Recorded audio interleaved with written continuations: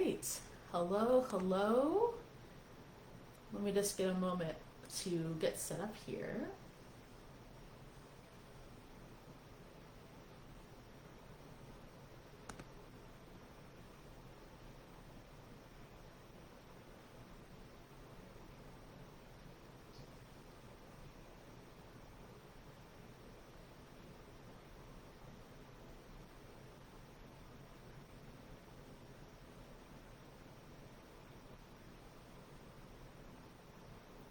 All right. Just making sure everything is going. It looks like it's going. All right. Hello, hello. Hey, Rachel. Thanks for joining me. All right. Well, let us get started. All right. That was much easier than the last time I did this. All right. Well, hello, and let me know if you're here, you're watching live, or if you are watching the replay, go ahead and drop a hashtag replay in the comments and let me know if you're here watching. I thought I would come on and do some lives over the summer. I was doing some like online workshops earlier this year. I think I did one January, February, and March. And I thought I would do some just like informal kind of conversations. I'll probably do some Zoom ones also at some point, but I thought I would do some informal ones this summer because people need this learning. People need this. All right. So say hello if you're here. If you're on Instagram, let me know if you're here watching. If you're on Facebook, let me know. And if you're watching the video, let me know, hashtag replay, that you were with me. If you're new to my page, or if you're just coming into my orbit here, let me just quickly introduce myself. So, by the way, I'm on Instagram and Facebook. So if you see me looking back and forth, that's what I'm doing. And I have some notes here, so I'm going to be looking in a lot of different directions. Anyway, so I'm Ashley Cuthbertson. I use the pronouns she, her, and I'm a music educator. Primarily, I'm an elementary general music and choral music educator, but I have taught many things. So when I first started teaching, I taught infants, actually up through middle school. I was a preschool music teacher, which I loved. It was a ball working with infants, it mostly was their caregivers, but the toddlers were a ball. So I've taught preschool music. I also was an elementary band teacher for a short time.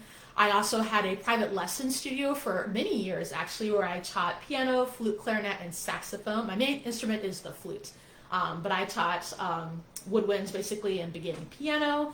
I also am an adjunct professor, so I now work with graduate music education students. Usually they're music teachers who are working on their master's degrees. So run the gamut of the folks that I've worked with, little folks all the way up to older folks. And right now, I recently launched my own consulting company, A. Cuthbertson Consulting LLC now, an official, government official now, where my mission really is to help music educators be able to implement culturally responsive and inclusive music curriculum and instruction. I've been working with music educators, school districts, organizations for many years, so I'm not new to this. However, I really have felt these last couple of years especially that there is just such a huge need for music educators to really have quality professional development, not just a one-time we dipped in, we did a little something, and we went on with our lives, but really transformative professional development that helps us to really move the needle forward for our students, especially the ones who are the most marginalized and need us to be at our best. So my company solves that problem. We really work with music educators over time, is ideally how we like to work, but we also do single workshops to be able to not just impart the information to you, but really how can I help you implement it in a way that's going to be transformative and useful for you to be able to do it on your own going forward. So that's what I'm doing now, full time, which has been really exciting. And here, though, today, you're probably joining me because I'm going to talk about 3 ways to center cultural responsiveness in your vision for your music room. And if you've been paying attention to my page, you've seen that I've been posting a lot about a masterclass that I'm getting ready to have going on and some other things. Oh, before I do that, just some logistical things. Let me know in the chat, because I can't see you and I can't hear you, but I would love to see what's going on. So in the chat, in the comment section, besides letting me know that you're here, let me know what you're thinking. I'm thinking this is going to be a conversation. I'm not going to just, lecture on and on, although I do have some good lecture notes here. So let me know how you're thinking. Drop me some emojis. I see Rachel's giving me a yes. If you're on Instagram and you want to tap the hearts, give me a little bit of feedback as far as how things are landing for you. So like I was saying, you've probably noticed if you've been looking at my page that I've been talking about lesson design and planning. My master class, the registration just opened up. And I know, especially if you're like me and you just finished your school year, you're probably looking at me like, why are we talking about planning already? It has been a tough year, Ashley. I just want to have a break. But here's really what I am hoping to accomplish this summer with music educators. Either if you decide to work with me in the class or if you're just hanging out like this, I'm going to probably do this pretty often, is I think too many music educators, really educators in general, but I'm talking to my music folks, I think too many of us are burning ourselves out. Too many of us are burning ourselves out. Too many of us are not working in a way that's sustainable, in a way that we can both enjoy coming to work every day and working with our young musicians, but also be able to feel like we can come home and still have energy and be able to do other things. I think too many of us are living this hours before contract time, hours after contract time, working at home in the evenings, working on the weekend, working on our holidays. Too much is going on, right? And I really want to help music educators to take advantage of some of the summertime where we have more flexible schedules. We're not necessarily on somebody's time, or hopefully you're not on somebody's time, where you can really start to envision what you want to put in place for your classroom next year. Because I really believe that part of the reason why we get so burned out is because we just don't have a really clear plan for how we want to go forward. And I think the clearer we can have at least a vision, maybe we don't have a full-blown plan, but the clearer vision that we can have, the more data and information we can have to go forward so that we're not burning ourselves out trying to spin our wheels planning lesson. I think that's just, it's not sustainable. And I think these last couple of years have really demonstrated to us how unsustainable that is. So the reason I wanted to talk about some of these design elements is because I want to help you to take advantage of this time. So anyway, today though, we're talking just about 3 ways to center cultural responsiveness in your vision, because I really think the vision is the first step to everything, right? What is that exactly that you want to accomplish with your classroom? And as culturally responsive music educators, that's not just us thinking about what is this song we want to teach, what are the activities, what are the concepts? That's all curriculum, right? But really, what do you envision that your students are going to feel in your classroom? What do you envision that your students are going to believe about themselves, about each other? What is the community going to be like? What is it going to feel like when students are with you and they're learning? That's the vision that we have to start with first, because the curriculum and all that will come, but without really being intentional about how we want to set these things up for our students and for ourselves too. Like, what do you envision for yourself? How are you going to work? What are you going to feel like throughout the day? How's your energy going to be when you get home, right? How are you going to envision that? I think this is the crucial first step to planning that so many of us forget about. We pull out our year plans, or if you follow a pre-written curriculum, you start right from the beginning, right? But we have to take time to really think about how we want things to feel and what do we envision. So that means that we have to think about not just those curricular things that I was saying before, but really what do you want your students to get out of this, right? We know, especially as general music educators, we're not developing necessarily professional musicians, right? So how are we going to help to cultivate the skills and the dispositions with our students that in such a way that they'll take these understandings, not just random knowledge about a half note, right? But these understandings forward with them. So I want to talk a little bit about that today, and feel free to join me in conversation. Let me know in the comments what you're thinking. And if you have any questions also, I'll stop and answer questions. I'm not really sure how long I'm going to talk, so we'll see. Maybe like 20 or 30 minutes, because it's almost lunchtime for Ashley. Anyway, so the vision, as I said before, is really where I think everything comes from. That's the first step before we dig into any kind of curriculum or skills, because we have to have a purpose. And then also we have to prepare for that purpose to need tweaks along the way, right? We're talking about being responsive after all, right? So the vision that you start with in August or September might not be that same vision in December or April or May or June, and that's okay, right? But we have to start somewhere. There has to be a vision. So I want to share just 3 ways that we can center a culturally responsive and inclusive approach to the vision that we create And it's just 3 ways. So if you're thinking of some additional ways also, feel free to let me know that in the comments. I just picked 3 of them for our conversation today. So the first of those 3 ways is to commit to unlearning and to learning. And I know that sometimes when I say that, that can land a little funny on folks. So if it's landing a little funny on you, kind of sit in that and think about why that might be landing on you in a particular way. But when I say unlearning, I mean we all have things that we're trying to figure out about ourselves. And as educators working with kids, right? Because it's, after all, the music is just the vehicle for which how we teach, right? Really, we're teaching kids and children, or maybe adults. The music is just how we do that. So when we're unlearning, we need to be really thoughtful about some of the self-critical reflection things that we need to engage in, so that we can make sure that the way that we're interacting with our students, with our colleagues and our peers is in a thoughtful way. We all have biases, right? We all know that, unconscious or conscious. That's just a part of being a human being in the world, in society. And part of being culturally responsive means that you're aware of what those biases might be, what your blind spots might be, and that you're constantly working to unlearn those things. For example, for me, I know that one thing I'm always working on unlearning for myself is the need for control. I grew up in the public school system, K-12. I went to a public university. I taught in the public schools for 12 years. And the way I was taught and the way that I was taught to teach had a lot of these underpinnings of control, right? Telling kids they can't go to the bathroom during music class, or you have to sit in this particular place for this particular amount of time, or we're going to do things only in this one way, right? Because it's probably easier for me, right? These underpinnings of control. And of course, we know that there's reasons for some of these procedures and expectations and rules that we might have in our classrooms.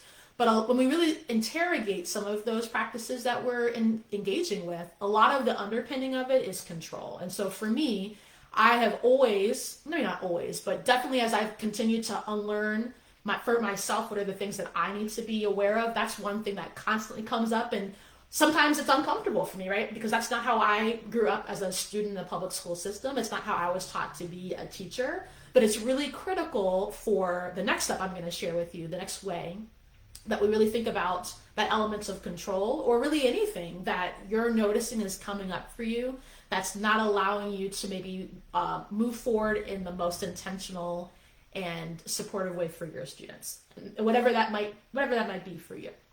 Let me know how that's landing for you in the comments. So that's the first one, committing to unlearning, but then also the learning, right? So if I'm going to be intentional about how I'm going to interrupt myself, and I notice that I'm exhibiting some places of control over my students, what are some things I'm going to learn to replace those things with? How can I better work in partnership with them is usually how I address that control element especially. But also, what are some ways that I can just continue to be learning from and with my students along that way? Because they're going to be learning too, right? And if you're like me and you've worked with young kids especially, I feel like sometimes it might be easier for us to do some of that unlearning and learning because younger kids are used to having to learn new stuff, right? That's how they move and function in the world. I think it's us as adults that we get more uncomfortable with that than they do. So that's the first one, commit to unlearning and learning. And let me know how that's landing for you. The second one, second way to center cultural responsiveness in your vision for your music room. So as you're thinking about how things are going to feel for your students, how things are going to feel for you, how you want to think about how you approach things, how you want them to believe about themselves. Partnering with kids is so important. Yeah, and they teach me so many things that I would not have expected, right? That's what they don't tell you when you're going through your teacher education programs, is that you're going to learn from the students. And if you're not, that's a problem, right? But you're going to learn from the students. Thank you for sharing that. So the second one is, and it stems from the first one, is you have to commit to centering your young musicians. And I wanted to talk about this one in particular because I get a little annoyed, to be straight up with you, about the ways in which this phrase, centering student voice, centering student choice, I get a little annoyed with the way people are using it. It's become kind of a buzz phrase, like differentiation, or sometimes culturally responsiveness becomes a bit of a buzzword.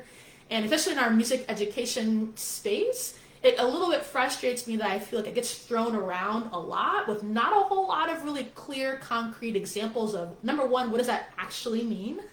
And second, what do we actually do about that? How does it get implemented in our classroom? So I wanted to talk about this one in particular, because when I'm talking about centering my students, my young musicians, I'm talking about not just that I'm thinking about their racial or demographic backgrounds. I'm not just thinking about their interests, but really how am I working with them as I'm going throughout the year, so that it's not just a Miss Cuthbertson show all of the time, right? So let me give you a really clear example. So for a long time, and Rachel probably knows this because Rachel is one of my grad students, but for a long time, I would plan my whole year out in the summer so that when I would start the school year in the fall, I kind of had a very clear path of how I was going to go. It's one way that for me, I make sure that my cognitive load doesn't get too high during the school year. I don't get too stressed out because I always have kind of a clear plan. The problem with always having a plan and it was pretty detailed.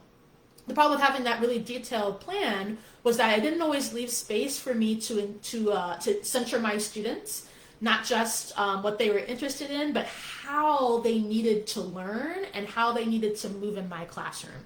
So I'm a master educator. I'm not tied to any particular song or activity to teach a concept or a skill for my students. But the way that I was planning kind of led me down that path. And so sometimes it would be hard for me to recognize when I needed to pivot in those moments because maybe I introduced a song or an activity and it just wasn't hitting with them. But I had designed this whole unit. It was beautiful and I had these PowerPoint, I'd always manipulate. I had to let that go because if I was going to say, no, I'm centering my students, then I also had to say, I know that I'm a master educator. It's not about this song or this activity. It's about how my students need me to work in partnership with them to figure out a better way to move forward. So when we're talking about centering our students, that's what really is being meant, or I should say that's what I mean, is that yes, we want to have some plans to help us move forward. That's how we don't burn ourselves out. But it can't be to the detriment of not being able to include your students in the process. And if you're really being committed to partnering with your students, it is going to be a process, right? Things are always going to change because we work with human beings, right? They're not robots. And it's important. It's just important that we keep that at the forefront of our mind. So when you're thinking about what's this vision that I'm going to have for my classroom, for my students, part of that I think is really important is to think about what are you going to put in place for yourself when you start to fall back into some of those, for me, those bad habits that I have of trying to kind of go forward with my plan without really attuning to what my students are jiving and vibing with. Yeah, the relinquishing of control is hard. Thank you, Rachel, because we were taught that way, right? So how are we unlearning that from ourselves so that when we're working with our students, they really can feel that this is us and not just me standing lecturing or whatever it is that I'm doing. So that's the second one. Commit to centering your musicians in what you're doing to make sure that it's actually a classroom that reflects them and how they learn. And then the third way to center culturally responsive practices in your vision for your classroom. So before you even start to write a plan or a unit or anything, the vision that you're having so you're very clear about the purpose that you want to serve is to commit to flexibility, which also kind of stems from the first one. So I shared before that something I unlearn is the need to have a clear plan so that I know where I'm going. But when I'm thinking about how to really make sure that I'm being responsive, right? We're culturally responsive music educators in this space. It means that I have to be flexible all the time. And I have to be ready to be flexible. I have to be ready to pivot at any particular moment. And sometimes that means that maybe my lesson was going to be focused on a particular musician. And I was really excited to share this thing, but my students are coming in needing to unpack something. I got to be flexible in that way. How can I say that I'm being responsive to my students, yet I see them coming in needing to maybe work something out, or maybe they just need a break. Sometimes that happens, right? Sometimes, unfortunately, we wind up being the space that they need to have a break. That's a whole other conversation why that needs to happen. But how am I going to say that I'm going to be responsive to my students when I see them coming in and needing some time to process, or just needing a minute to work something out amongst themselves, right? I'm thinking of my fourth graders last year. Sometimes they came after lunch and recess. There's always some kind of drama going on. Sometimes they just needed 5 minutes to work out the drama that was going on, and then we could go on, right? So how am I going to say that I'm being responsive to my students, yet I'm rigidly holding on to my lesson plan that I created and not allowing for that flexibility to happen, right? And with my students, I said that to them all the time, like, if I see you coming in and we need something, like, we're going to take care of those needs, right? Now, within reason, we're not going to go crazy, right? Kids will be kids, and we'll take advantage of that if we're not clear about the expectations. But I think the more that we can show up for our students and demonstrate to them that, not just tell them, right, that we think they're important, that this is their space, but really show them that through our actions and what we're doing and how we're responding. I think that's how we really create a environment of belonging where the students really feel ownership. All that curriculum and skills and concepts and musicians we want to introduce to them, that's nice, but I think before we can really get to the deep, rigorous, but joyful work through that curriculum, we have to have a foundation where kids know that this is our space and we're going to attend to the needs that need to be happening. I mean, think of it this way also, like as an adult, you know, maybe you had a rough morning, you know, had a fight with your husband on your way to work, and now you got to show up and teach kindergarten, right? Sometimes for myself, I would create my own space. Maybe I need a little bit of time to reacclimate myself so that I'm ready to work with my kids, right? I think as adults, we create those spaces and that flexibility for ourselves all the time, or we try to, right? I think a hard part about being a kid is that they don't always get the autonomy to be able to do that as well. So that third way of really centering culturally responsive practices in your vision is to commit to being flexible for your students and also for yourselves as well, so that you're really co-creating a space with them. And it took me many years to really discover the impact of that, and to also to kind of like shed this, I don't know, this feeling where I felt like I had to move forward. But the reality is that I move forward better with my students, and my students move forward better when I took the time to be flexible and to address some of those needs, however that may have looked. They did better because I took that time and I was committed to not just saying that I was going to do that, but I actually did it. So I think that's really important. All right, great. Let me look at some of these comments. I see some other folks are popping in and out. Hello. Hey, Monique. Yeah, Rachel, you're right, especially at the end of, I mean, the school year is so long, 10 months. What is it? You might get a fall break. In my school district, we didn't have a fall break, so we went all the way. We had maybe a day off or a day here, all the way to winter break, all the way to Thanksgiving break, basically, and then a little bit of time in the winter time, spring break. I mean, that's it, right? That's a long time to have to attend to this system that is forcing control on you and kind of not giving you the autonomy to move in the way that you need to move that's really congruent with your energy. And I think some of the things that we see at the end of the school year within us as adults and also within our kids are just a manifestation of the fact that the school year is a long time to have to go through all of that. Hey, Antoinette, thanks for joining. So, yes, that's all I had. So feel free to let me know how all that is landing for you in the comments. I'm just looking over here at the other one.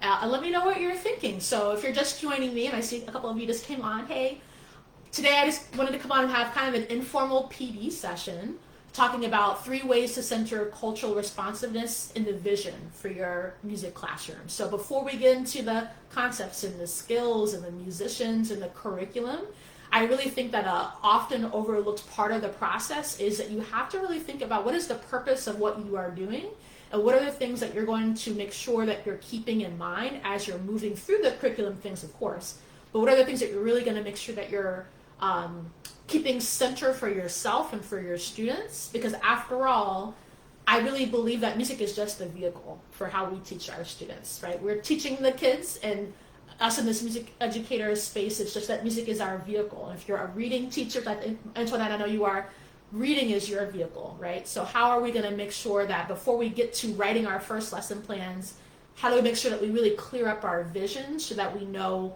what we are ultimately trying to accomplish with our students?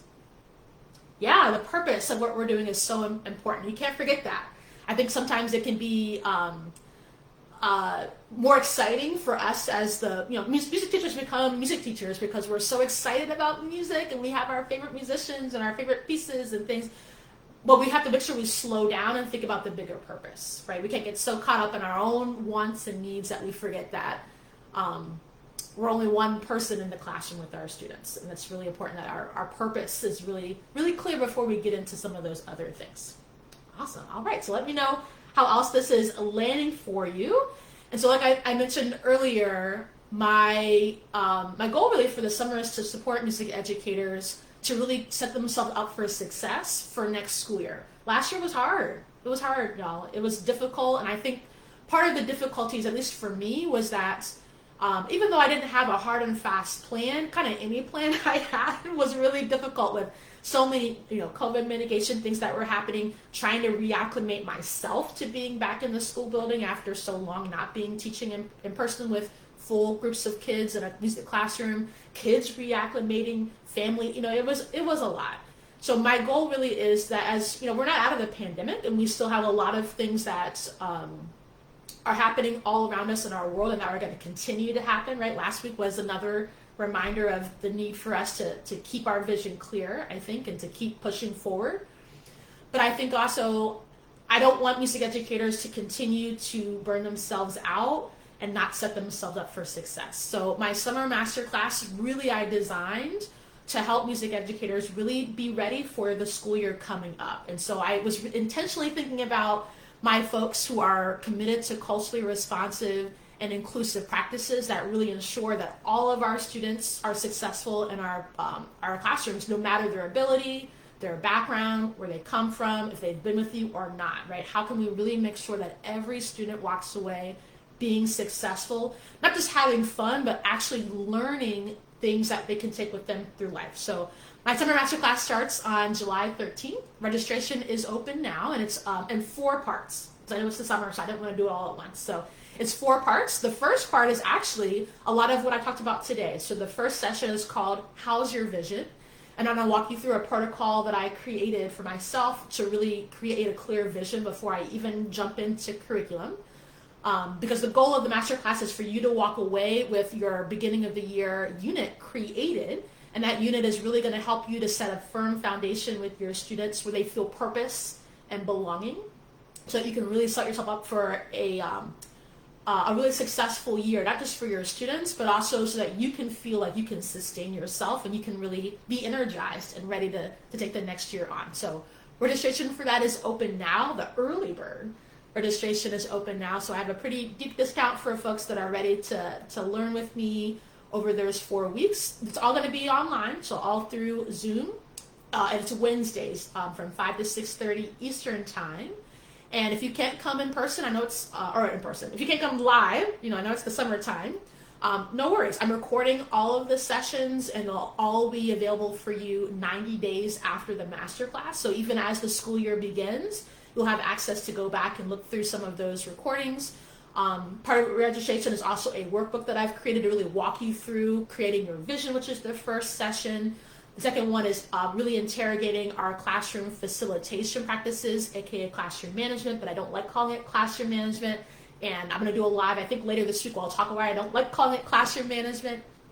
The third part, really getting into the curriculum piece, and then the fourth session will be the instructional piece, where we'll put all the pieces together to create that first unit for you. So if you're interested in learning more about that, I hope you are. The link for that is in my bio if you're on Instagram, and if you're on Facebook, I think it's the pinned comment. It looks pinned to me, so hopefully it's pinned to you as well. And my website, ashleycuthbertson.com, also has that information as well. So I hope many of you that are either watching live or watching the replay had some time today to think about how that vision piece is really important for the plan that you're going to set forth for your students next year. And I hope you'll consider joining me for my masterclass. But even if you don't, I'm going to be coming live for some of these just bite-sized PD conversations throughout the summer. Because like I said, I'm really passionate about making sure that music educators have the high quality PD that we need, and I'm here for you. So let me know how I can support, and I hope I'll see you at my next live. I'm planning to do it again on Thursday, probably around 12 o'clock again. So keep your eye on my pages for that information, and I'll wrap it up here. If there aren't any questions, thank you for popping in and out. It was good to see several folks here with me live. And that's all I have. All right, so I'll hope to see you again soon, and have a great rest of your day. Bye, everybody.